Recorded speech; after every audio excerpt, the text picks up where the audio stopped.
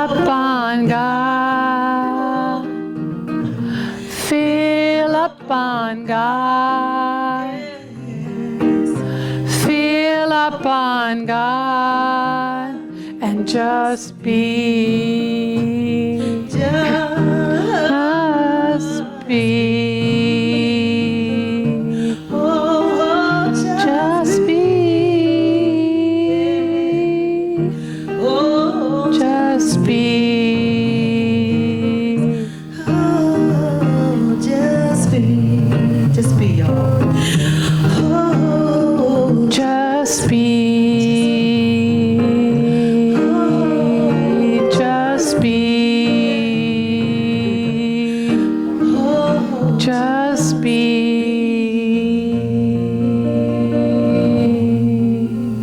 So let's just be by closing our eyes and withdrawing our attention from the outer world, just for a few moments as we join in the guided meditation. Take a deeper breath than the one before, and let your body notice the breath. Let yourself notice this bigger breath. The breath alone is a gift, and breathing a simple spiritual practice that we can all do.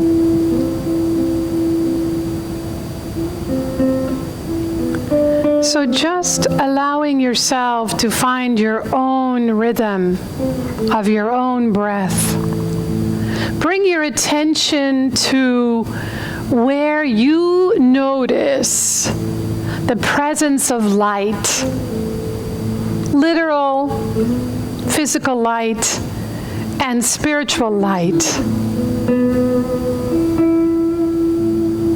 And just with the breath, find yourself naming these things quietly, these places, people, or things, where you notice light.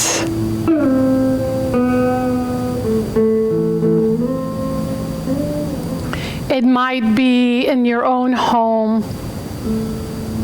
It might be at work. It might be in nature. In your relationships. And now expand your point of view and see where there is light in the world.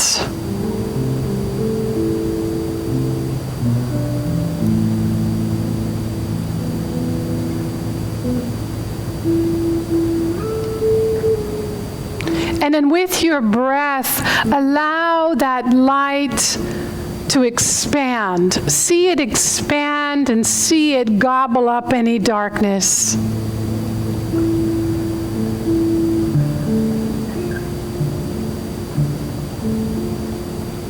Noticing that what you are doing by bringing your attention to light,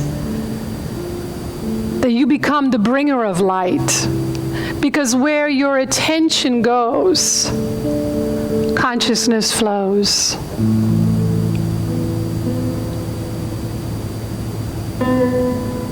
So just bless your attention. Bless your choosing to be a bringer of light.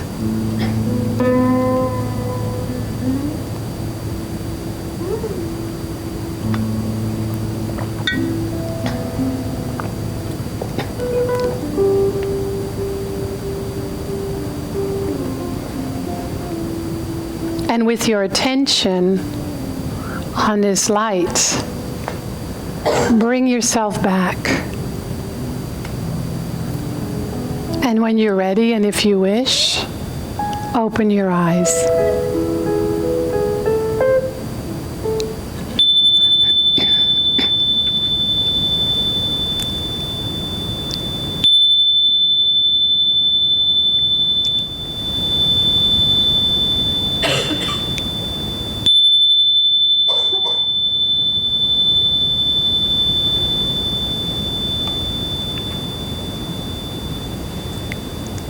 Good morning. Welcome to Center for Spiritual Living, Morristown.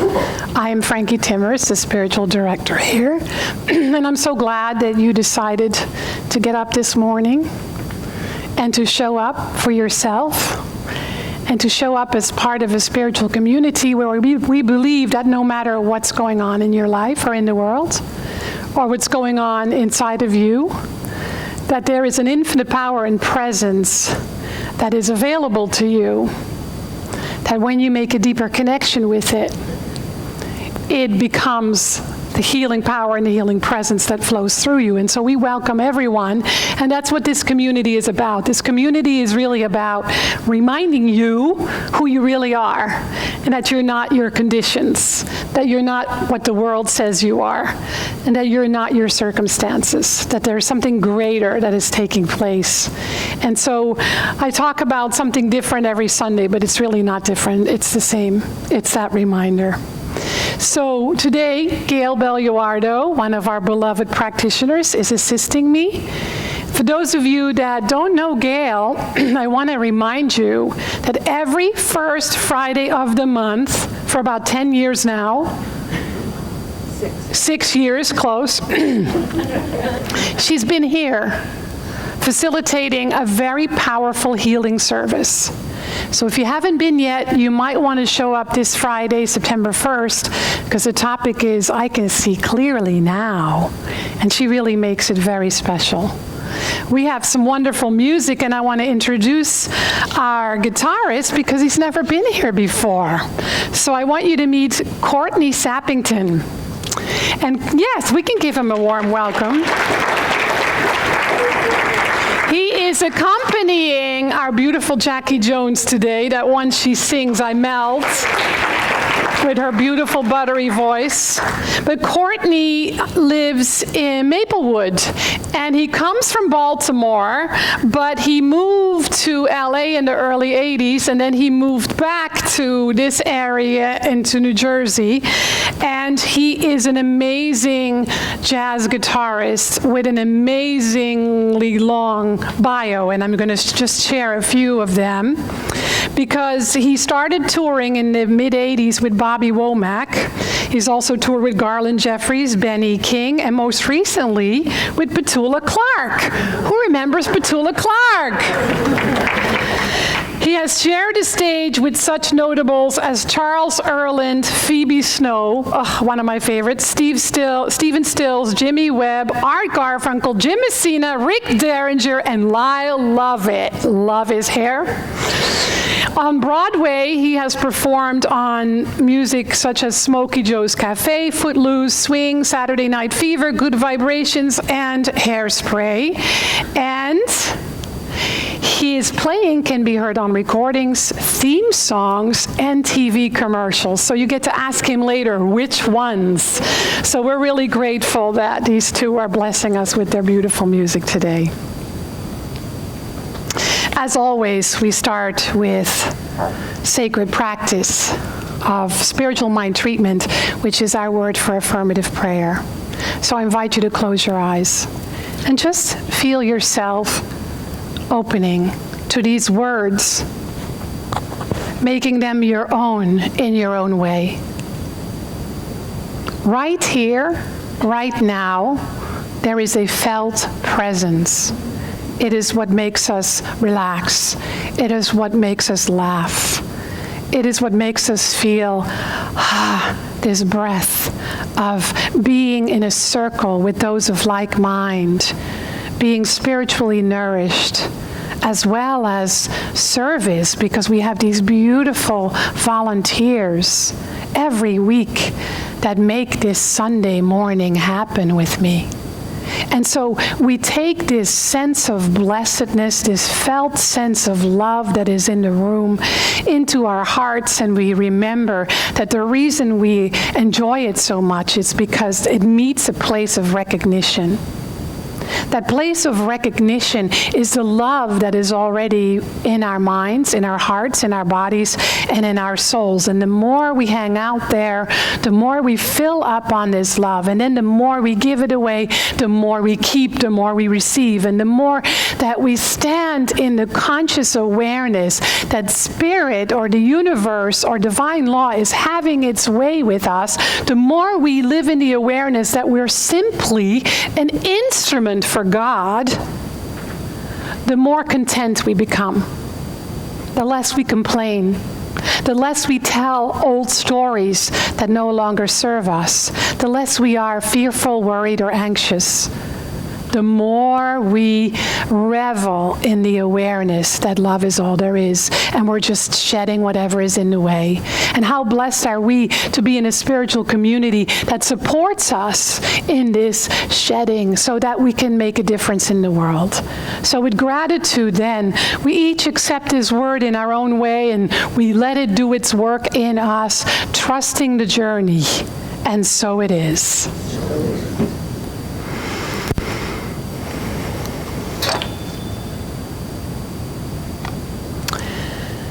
So, just remember before I start to speak that I'm not here to depress you.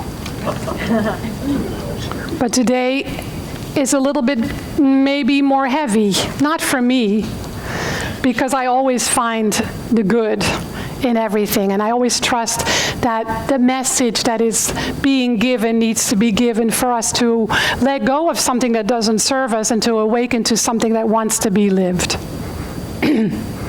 So many people in the world, I want to separate them because they're not separate, but my world is kind of like a bubble. You know, and maybe you agree, but the greater world, and the way that I talk about that is like when I turn on the news, right? Or when I read the paper. Not always, but when I watch the regular news, is that it says that the world today is really up, you know what creek. It's in bad shape. We're in a really difficult time in history, and things are oh so bad. The media is feeding us a frenzy so that we can be really afraid, because when we're afraid, we're more easy to be controlled. And even when we watch the news, we don't really quite know what to believe, because you switch channels and there's a whole opposite story. So the news is no longer the news, it's just a place to vomit opinions. And so what happens is there is this experience that people are having in the world where they feel kind of at war. What's real? What isn't? What am I supposed to do? Oh my God, I'm so stressed out because there's so much bad news in the world. To me, all that is just a louder, higher call for each of us to wake up.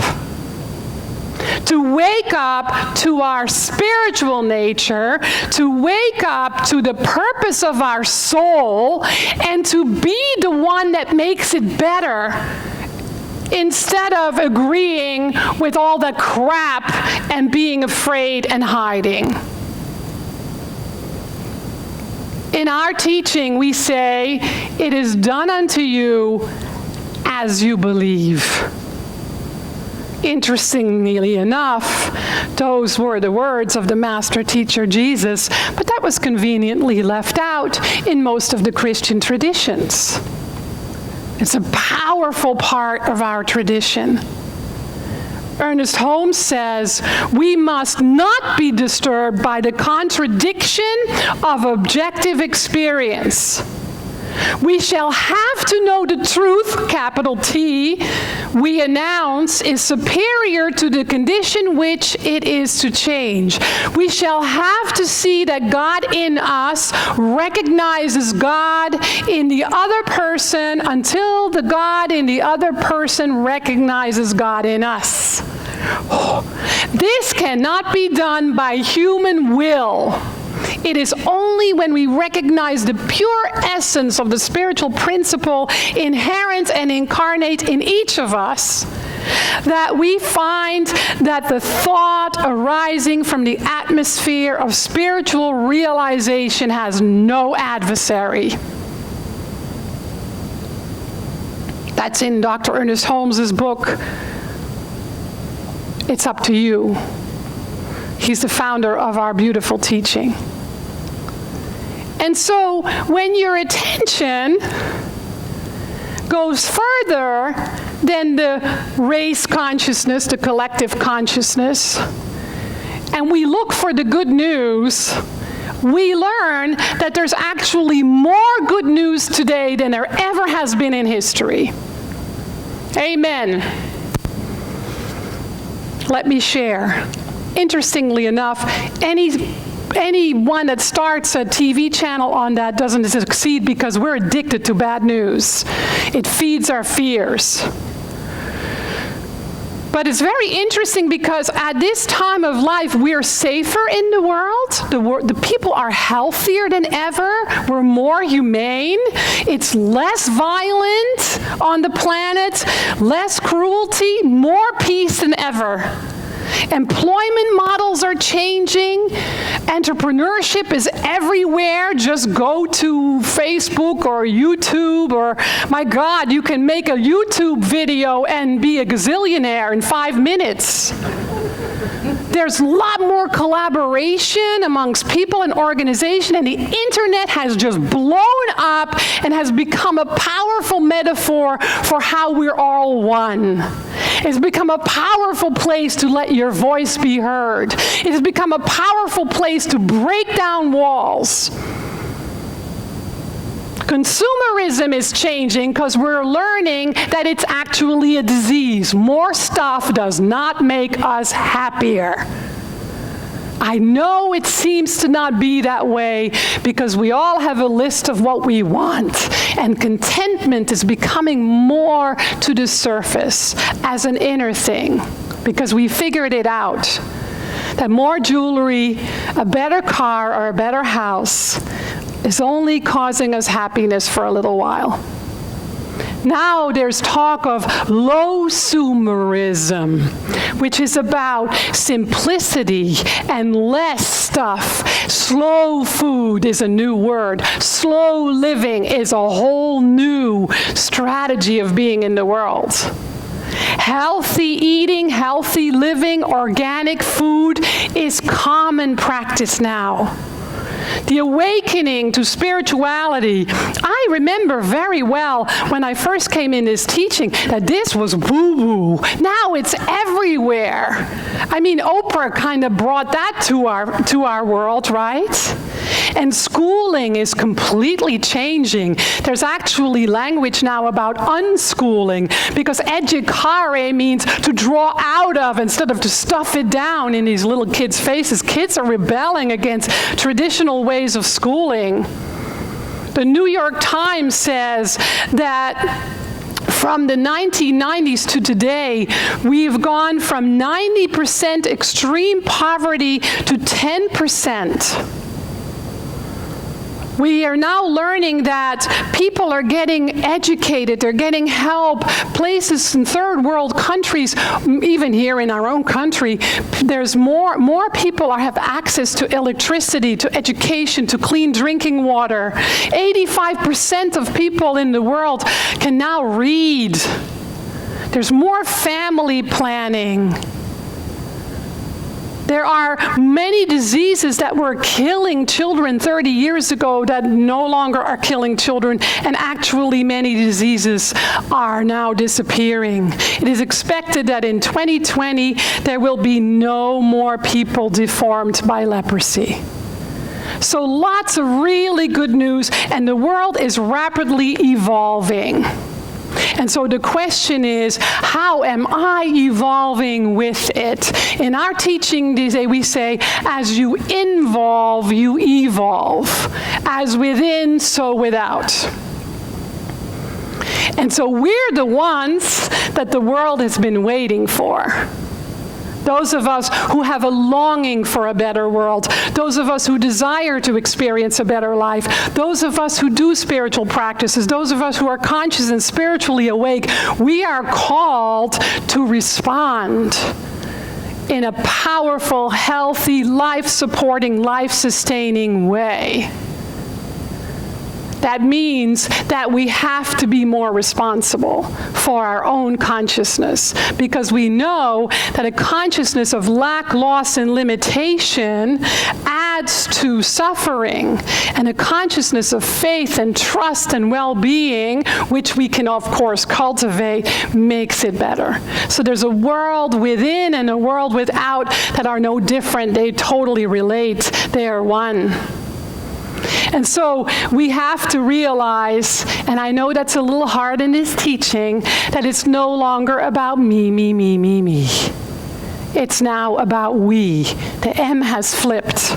And if you're not on board, you're going to experience life in a very different way. So we have to begin to understand that what I do for and to my brothers and sisters. And that's where the invitation comes in to practice this teaching. The classes and the service and the workshops are no longer for you to grow as a spiritual person.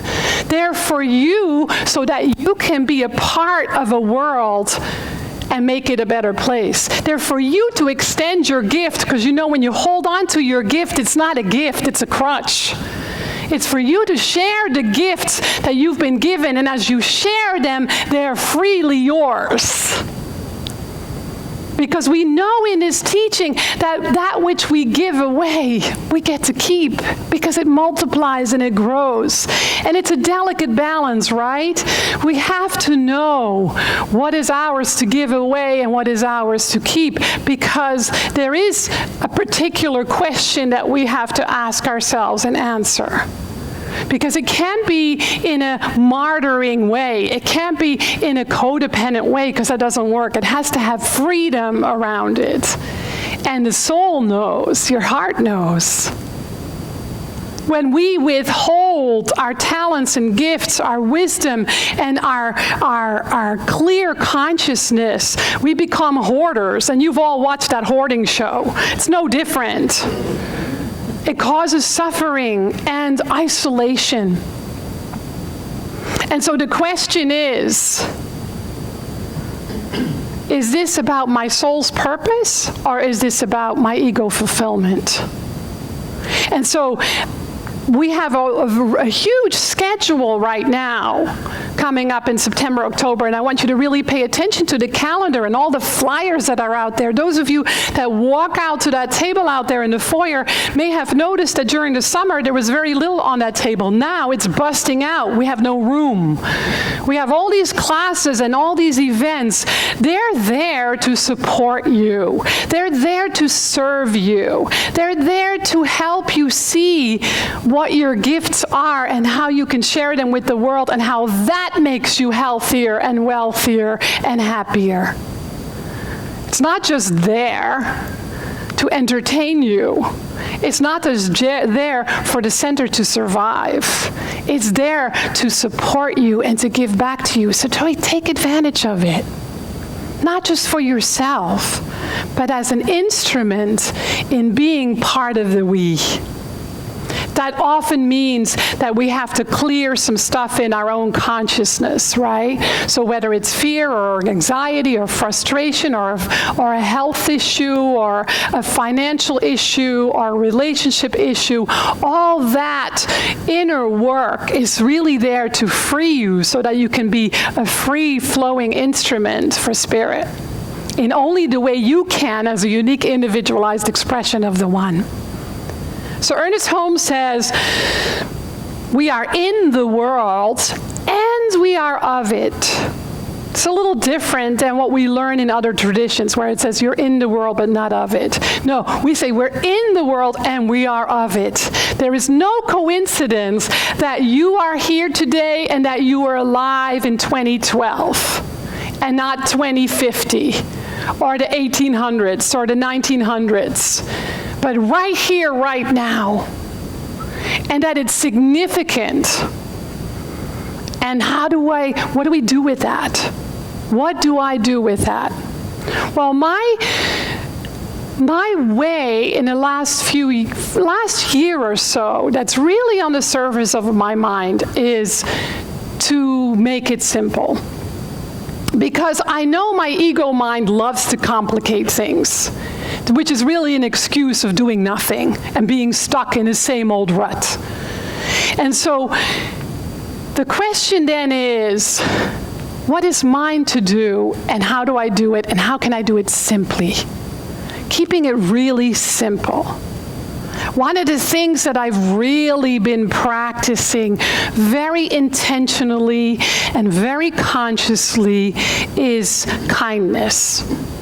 It may sound really silly because, duh, right? But there's a deeper way of practicing kindness than what we're all already practicing. So maybe that is to be more kind with the gas station attendant, or the bank teller, or the grocery store attendant, or in traffic.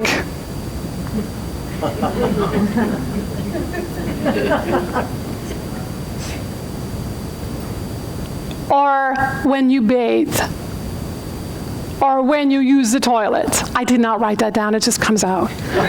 Or when you make your breakfast, or what you put inside your body, or how you treat your body, or how you speak to yourself when you're struggling.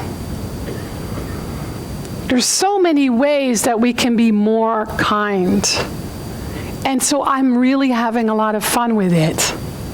Lately, it's been making me weep a lot more. And so the question is, how can I be more kind, and how can I be more generous with my fellow human beings? I have a long way to go, but that doesn't matter. What matters is that we practice. And so it's simply freeing your mind of what doesn't serve you, and have that be in your attention every day as much as possible. That means you have to listen to your heart more. That means you have to be more loving, more patient, more kind, more silent. My teacher used to say, shut up, not just to me personally. Just say, shut up. There's a reason why you have 2 ears and 1 mouth. I know you've heard me say that before. But free your mind of what's in the way of kindness, compassion, and love. And hold the world in your heart. A lot of my last 2 days has been about holding the high watch and treating for the people in Texas. And Norman keeps wanting me to watch the Weather Channel with him. That man is addicted to the Weather Channel. There's something wrong with him. No, I'm just kidding. So I watch with him for a few minutes, and then I go on my meditation cushion and I go treat and hold the energy, hold the light, hold the highest and best. If there's something in you that says, I don't know how I can be more kind, how I can be more compassionate, well, something in you does know, so go there. I recently heard a great saying where it says, we think way too much. So we kind of have to stop thinking, not literally because we can't, because that's what the mind does, and just be more in the heart and live from the heart, and to pay attention. To really pay attention to where our attention is. So I want to do a little practice with you. I want to invite you to close your eyes as if you are about ready to meditate. Just allow your body to be aligned, uncross your arms and your legs, and just feel yourself be open. Taking a deep, slow breath.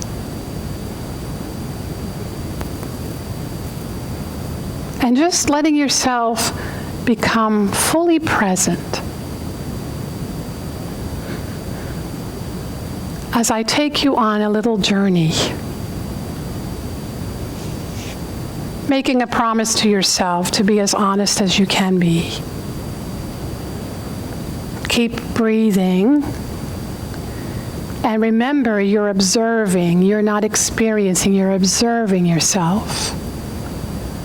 I invite you to allow to come to your conscious mind something that you're not so happy about. That's on your mind a lot.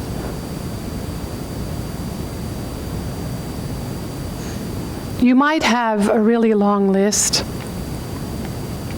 but I invite you to keep it really short, because that's just how the ego mind likes to keep you distracted. So just think of one or two things that you're just not happy about, that takes up a lot of time in your thinking, in your consciousness, in your day. Maybe you're even a little obsessed about it. Maybe it wakes you up at night. Maybe it's in your dreams.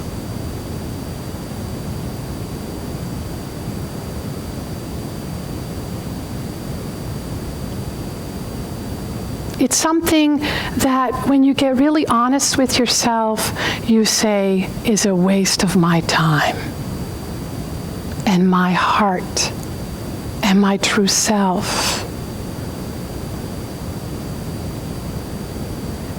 And then ask yourself, how does this serve me? How does it serve me?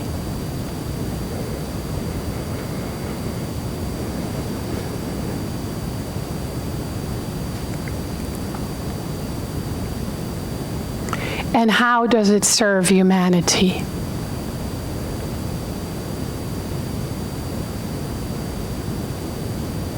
How does it serve humanity? Don't judge your answers. Just notice what they are.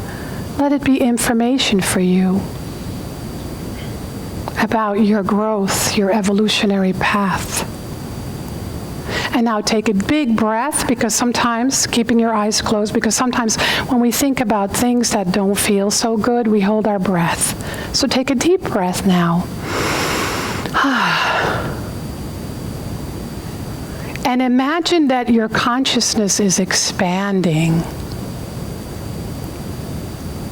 You feel less self-absorbed, less self-focused. You remember, as within, so without. And you ask yourself, what do I want instead?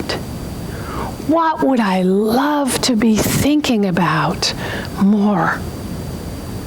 Where would I like my attention to be more? My heart, my mind to be focused on more instead?